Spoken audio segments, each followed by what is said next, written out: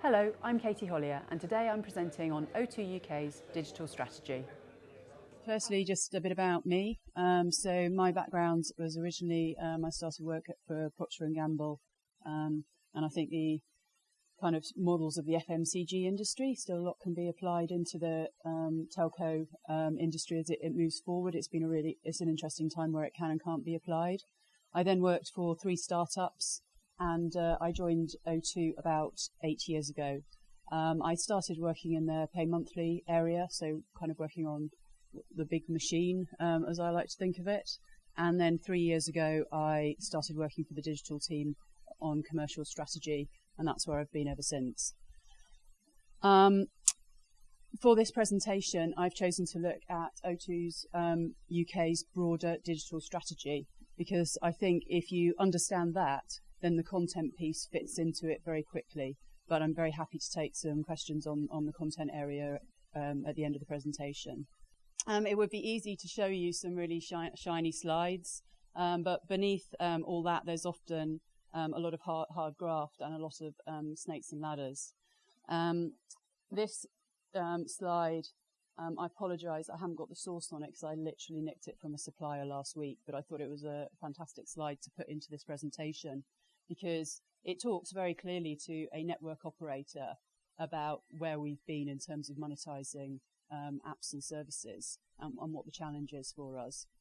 And for me personally, I was at a company called Wireless Information Network, or WIN, which set up a lot of the text messaging services from 2000 to 2004. And it was about 2004 that this whole ringtone wallpaper stuff started kind of flying, so to speak.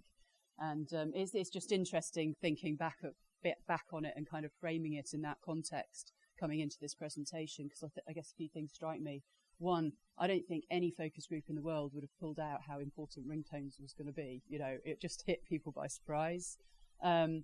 Secondly, we then had things like vis-a-vis. We had, you know, the O2. I remember so clearly, I wasn't working for O2 at the time, but the surf the net, and you got your phone and it didn't really work, and you weren't going to surf anything, to be honest.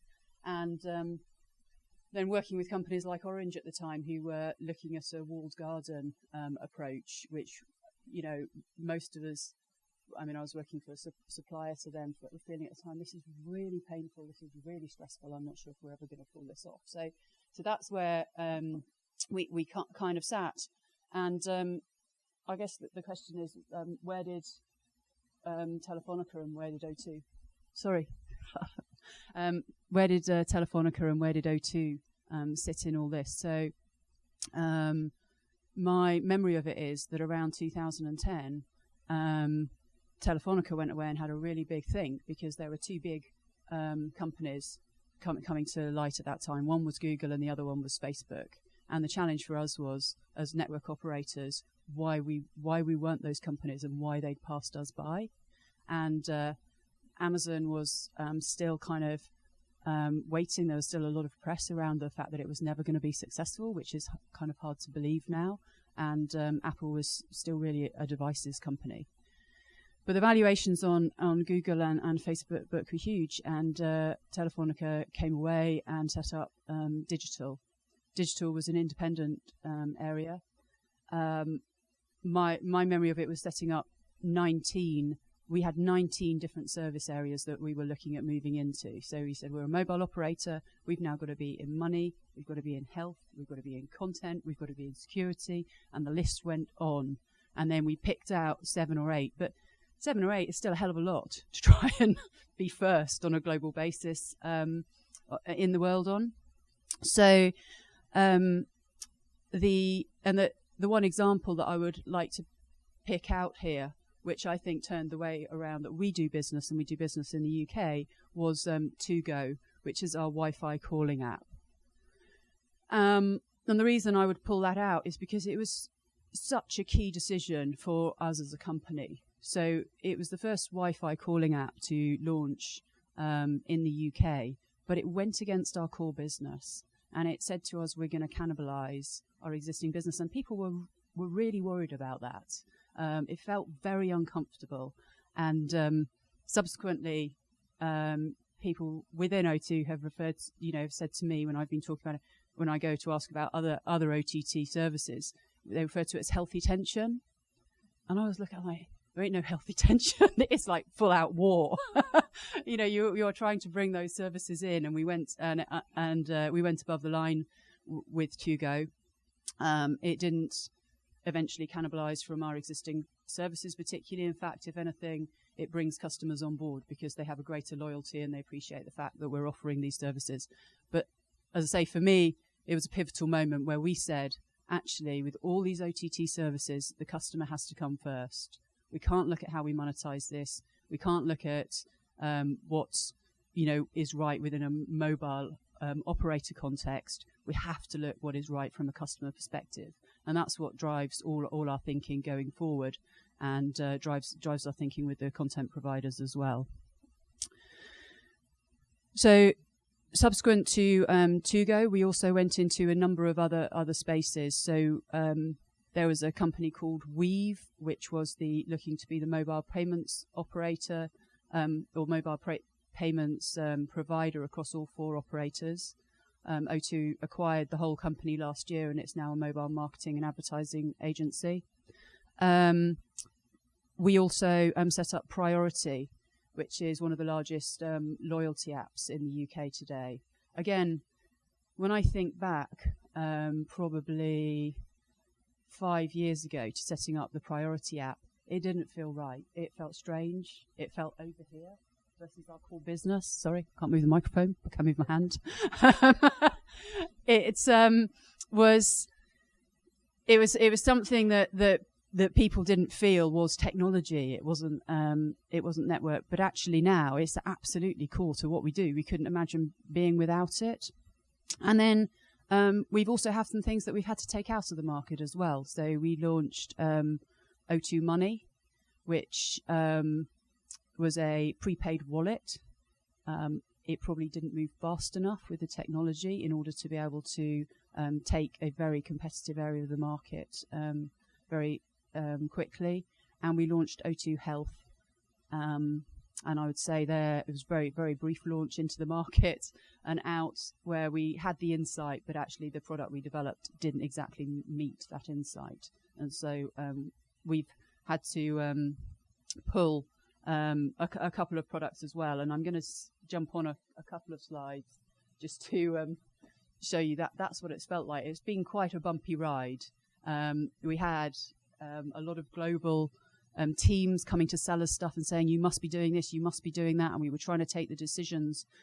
So obviously I can't really talk about the O2 numbers particularly, apart from to say that where we have very large revenues associated with our hardware business and getting devices in people's hands, we have very large revenues associated with our tariffs and getting people to pay as a monthly amount.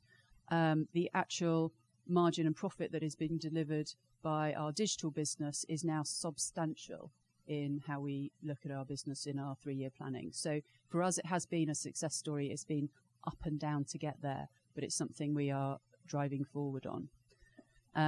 If I can just go back a slide. No, back a slide. So this is a quick snapshot of where we are at the moment. One of the things that we did to get rid of the healthy tension was to have what we call an internally a rally cry target. So employees are incentivized to hit a target, and everyone gets an extra £1,000 in their paycheck at the end of the year if we hit those targets. And they include our digital products. So we have a target of 10 million customers using our digital products and services. And that is Wi-Fi calling, Wi-Fi, sorry, I have got a note of the other ones down here. Priority, MyO2, and any of our other services as well. So we're very much driven now as one company towards those targets and working towards that. The other example I just wanted to give of a sort of OTT service and the challenge within our business and our industry would be World Chat. So World Chat, if you're not aware of it, is an outbound international calling application. it really picks up from where To-Go left off. So it does two things. One, it's available for any customer in the UK, so you don't have to be an O2 customer. So that's a big change for us to go out into the market and be looking to take potentially customers from other operators, which we first did with O2 Wi-Fi when we opened that up. So again, a principle of no walled garden. We have to make this easy for the customer. We then went to the business and said, look, we've got some great data here. What we can see is that when customers use World Chat, they're happier with us, they spend more money with us, and it will not impact your roaming revenues for these groups of customers. And the business said to us, no. You might say that, but we're not sure that we can take that risk. So we went away and we actually marketed World Chat separately. But the issue for that, as with an operator, is you are then setting up a second marketing organisation when you have a massive marketing machine already. And so you've got a lot of duplication and a lot of expense.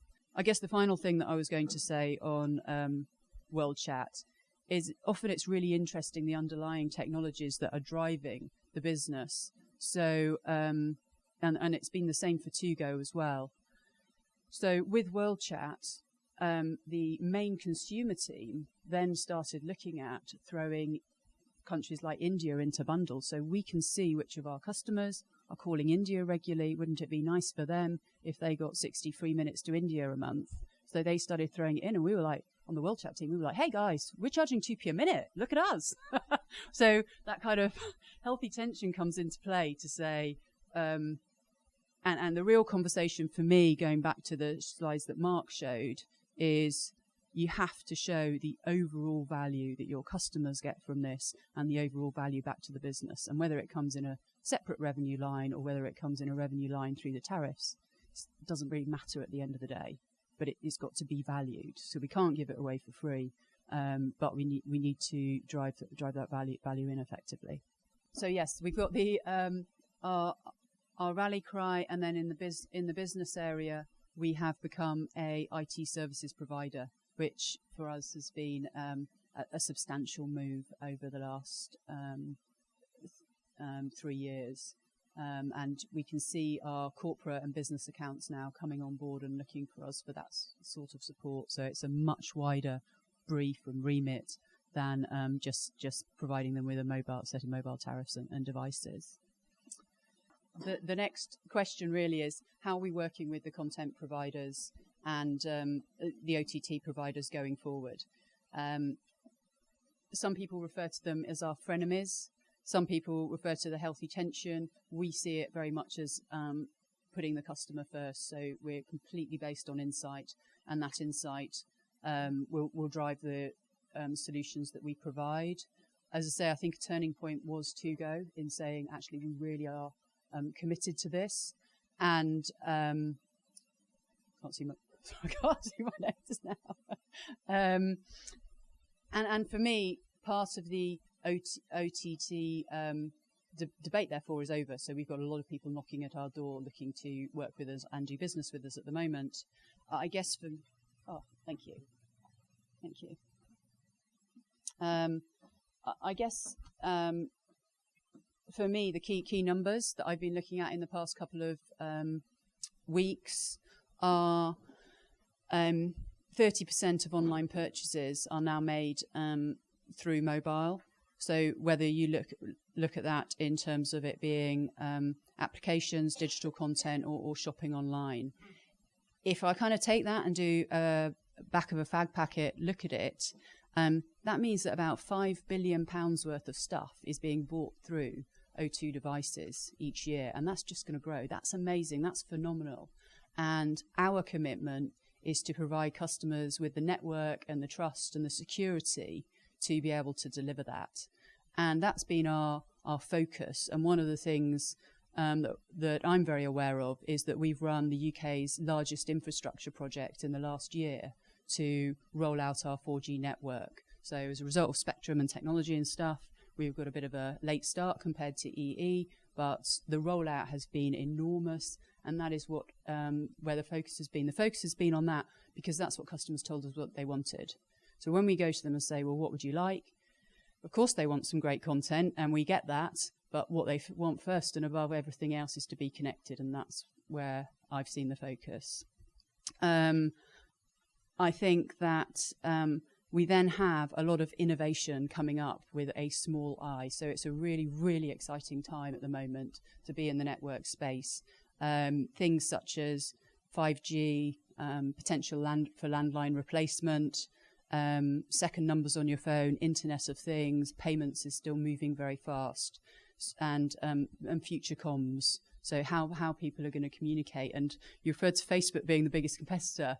One of the things that was interesting for me at the start of the year, Facebook announced the death of the phone number.